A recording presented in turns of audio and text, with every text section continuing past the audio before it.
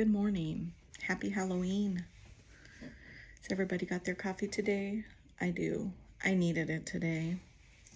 I slept good, but sometimes I feel like the better I sleep, the more tired I am the next morning. I don't know why. But we were gone over the weekend. I didn't really sleep that good, so I was just so tired. I went to bed pretty early. It's just regular coffee in here. We did buy some more honey so I can make the iced coffee that I had been drinking.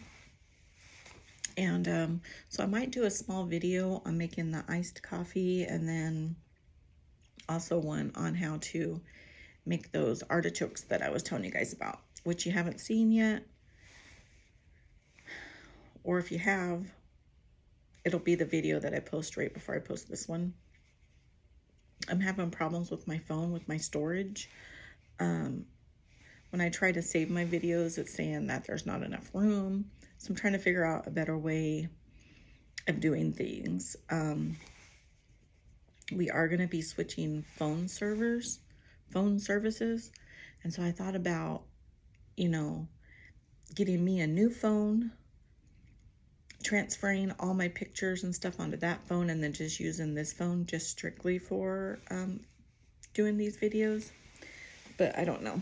We'll see. Just depends on how much it's going to cost. But yeah, this storage thing's been a pain in the butt.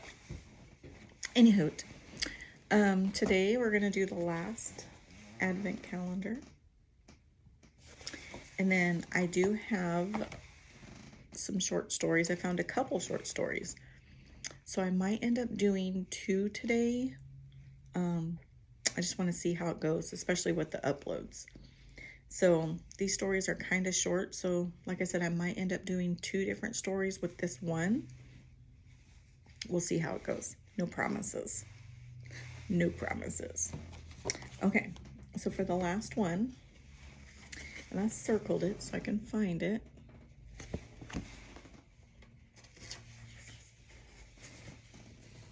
Oh.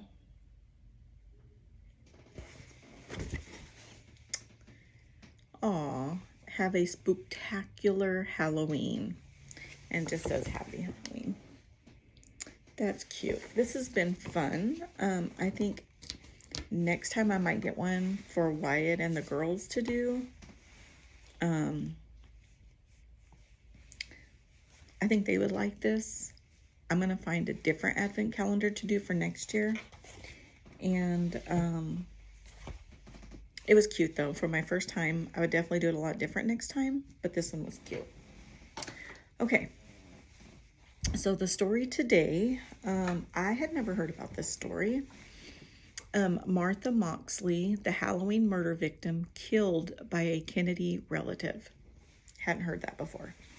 So, all right, guys, stay close. Like I said, we might have 2 different stories. If so, I'm just going to attach it to this one. We'll see how it goes. All right, here comes the story. Hope you guys enjoy.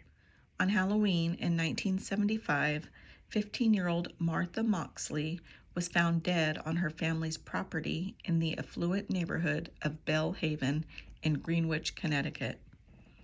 As the years passed, her family came to suspect that she'd been murdered by their teenage neighbor, Michael Skakel. Michael, the nephew of Robert Kennedy's wife, Ethel, had spent October 30th, 1975 with Moxley and his 17-year-old brother, Tommy. Though Moxley had spent time with the brothers in the past, she's expressed some annoyance with them in her diary. Michael was so totally out of it that he was being a real a-hole in his actions and words, Moxley wrote on September 19th, weeks before her murder, complaining that Michael accused her of leading Tommy on. She added, "I really have to stop going over there." On October 30th, however, Moxley spent most of that evening with Tommy and Michael. According to CBS News, Michael later claimed that he left his brother and Moxley around 9:30 p.m. to go to his cousin's house. Tommy insisted that he left Moxley alive shortly afterward. But on Halloween the next day, Moxley was found dead under a tree in her backyard. She had been bludgeoned and stabbed with a Tony Pena golf club to such an extent that the club had shattered. And as investigators searched the scene, they found a matching golf club on the Skakel property. That said, it took time for suspicion to fall on Michael Skakel.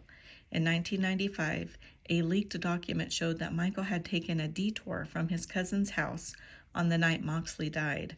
As he admitted to investigators, he climbed a tree outside Moxley's bedroom window and masturbated. Skakel had also apparently told classmates at the Elon School, an educational institute for troubled teens, that he'd killed Moxley.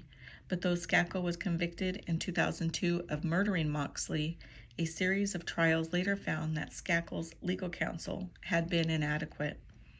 Today, Michael Skakel walks free, but Martha Moxley's family still believes that he's guilty of this Halloween murder. I am sure that Michael is the young man who swung the golf club, Martha's mother said.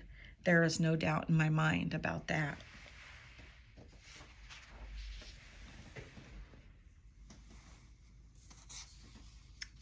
Well, that's sad. So he didn't spend that much time in jail. He walks free. Makes you wonder if he got free because he was a Kennedy. You never know. Some people, they get by with everything. I haven't really looked for any other information regarding this case. I was just going by this little article that I found. And then I did find another story. I'm going to go ahead and post it as well. And what's really, I'm not going to say, on our way home when we went to Laughlin, on our way home, we always listen to different podcasts. Well, we found this podcast,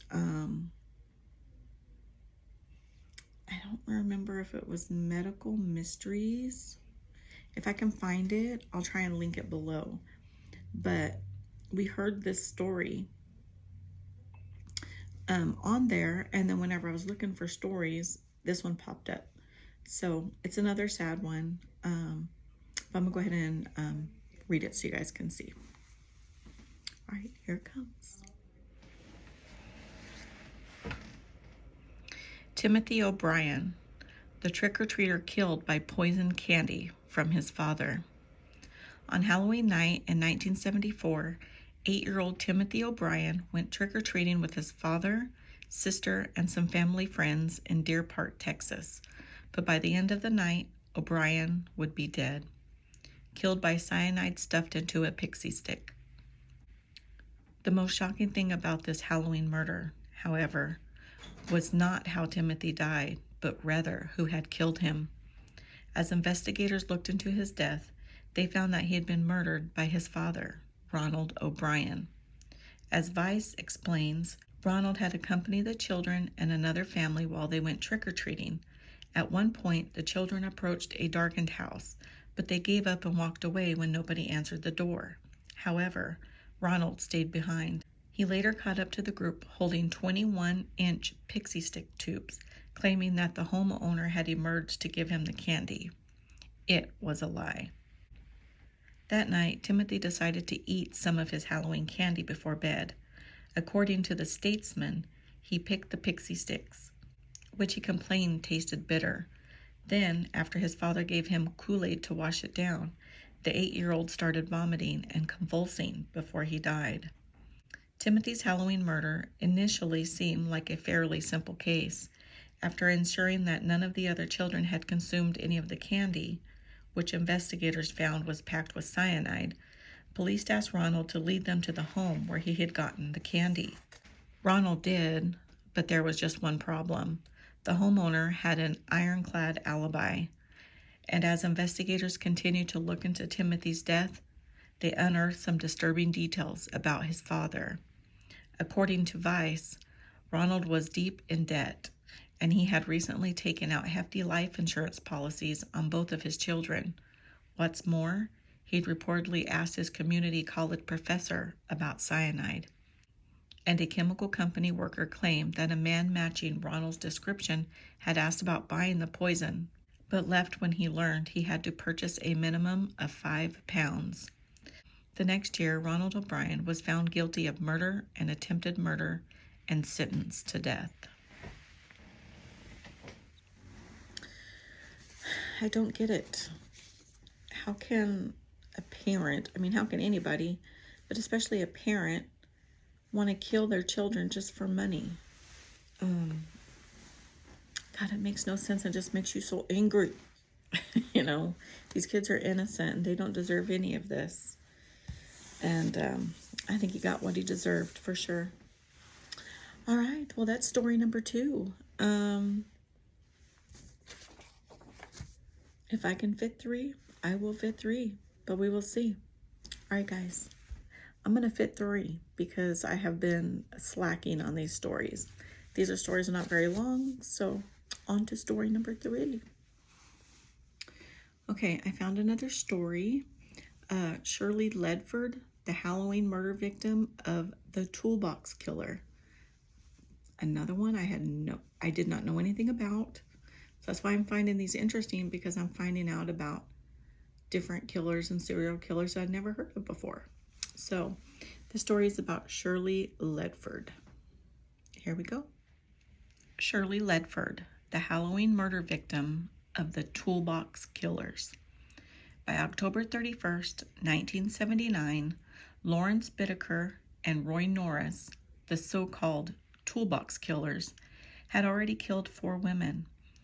That Halloween, the sadistic murderers abducted their final victim, 16-year-old Shirley Lynette Ledford. According to Oxygen, Ledford had decided to hitchhike home after a party in Burbank, California. She was picked up by Roy Norris and Lawrence Bittaker and taken to a secluded location where the men tortured her. As UPI reports, the sadistic serial killers raped and sodomized Ledford, bludgeoned her elbow with a sledgehammer, and twisted her breast with pliers before they strangled her with a coat hanger. Damningly, Norris and Bittaker also recorded the entire brutal assault. As Oxygen reports, the 2 killers were arrested after they bragged about their string of murders to a friend, who notified the police. Their tape of Ledford's prolonged torture was played to jurors during Bittaker's trial in 1981. For those of you who do not know what hell is like, you will find out. Prosecutor Stephen Kay told jurors before starting the tape of Ledford's torture. According to UPI, the jury sat in shock as the 10-minute tape played, and some of them were moved to tears by the audio recording. In the end, the shocking tape helped convict Bittaker, who was sentenced to death, because Norris had agreed to testify against his former accomplice. He was sentenced to life in prison. But though both of the Toolbox Killers have since died, Bittaker in 2019 and Norris in 2020, their gruesome Halloween murder of Lynette Ledford remains one of the most disturbing in recent memory. Oh, gosh. I think what's sad is they got to live until 2019 and 2020. And I think that they should have been sentenced to death a lot sooner. No, and I don't think that just because he wanted to testify against his accomplice, that he should have gotten life instead of death. It was only 1 year difference before they both died. So anyway, it's very sad. Especially, I'm sure, for the jury seeing and hearing what happened to this poor girl. I'm sure they're thinking the same thing I'm thinking. All right, guys, that is it for the stories. And that is it for the Halloween Advent Calendar. I know I had wanted to do one every day a lot harder than I thought, a lot more time consuming, especially for me. I feel like I don't read stuff very well when I'm trying to read it out loud. And so it's constantly going back and editing until I feel that it's pretty good. And I have to take so many takes on it. So hopefully by next year I'll be a lot better at it. But I am going to continue doing this.